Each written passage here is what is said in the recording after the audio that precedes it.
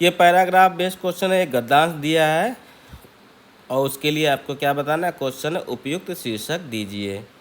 ठीक है ना।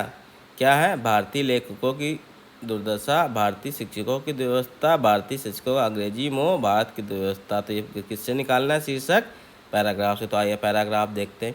भारत भयंकर अंग्रेजी मोह की दुर्व्यवस्था से गुजर रहा है। इस दुर्व्यवस्था का एक भयानक दुष्परिणाम यह है कि भारतीय भाषाओं के समकालीन साहित्य पर उन लोगों की दृष्टि नहीं पड़ती जो विश्वविद्यालयों के प्रायः सर्वोत्तम छात्र थे और अब शासन तंत्र में ऊंचे ओहदों पर काम कर रहे हैं। इस दृष्टि से भारतीय भाषाओं के लेखक केवल यूरोपीय और अमेरिकी लेखकों से हीन नहीं हैं, बल्कि उनकी किस्मत मिस्र, वर्मा, इंडोनेशिया, चीन और जापान के लेखकों की किस्मत से भी खराब है, क्योंकि इन सभी देशों के लेखकों की कृतियाँ वहाँ के अत्यंत सुशिक्षित लोग भी पढ़ते हैं।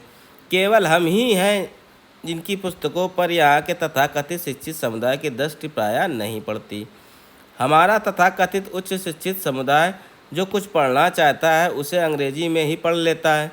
यहाँ तक कि उसकी कविता और उपन्यास पढ़ने की तृष्णा भी अंग्रेजी की कविता और उपन्यास पढ़कर ही समाप्त हो जाती है और उसे यह जानने की इच्छा ही नहीं होती कि शरीर से वह जिस समाज का सदस्य है उसके मनोभाव उपन्यास और काव्य में किस अदा से व्यक्त हो रहे हैं।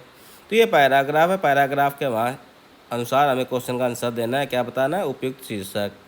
तो यहाँ पे हमारे पास पहला ऑप्शन क्या दिया है, भारतीय की लेखकों की दुर्दशा, शिक्षितों की दुर्व्यवस्था, शिक्षितों का अंग्रेजी मोह दुर्व्यवस्था। तो पैराग्राफ से हम देखते हैं किसकी दुर्दशा है, भारतीय लेखकों की, क्योंकि यहाँ शिक्षकों की बात नहीं की गई है।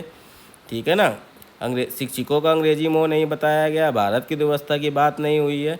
ठीक है ना। किसकी बात हुई है, भारतीय लेखकों की दुर्व्यवस्था की। तो उचित शीर्षक इन चारों ऑप्शन में से क्या हो सकता है, ऑप्शन ए।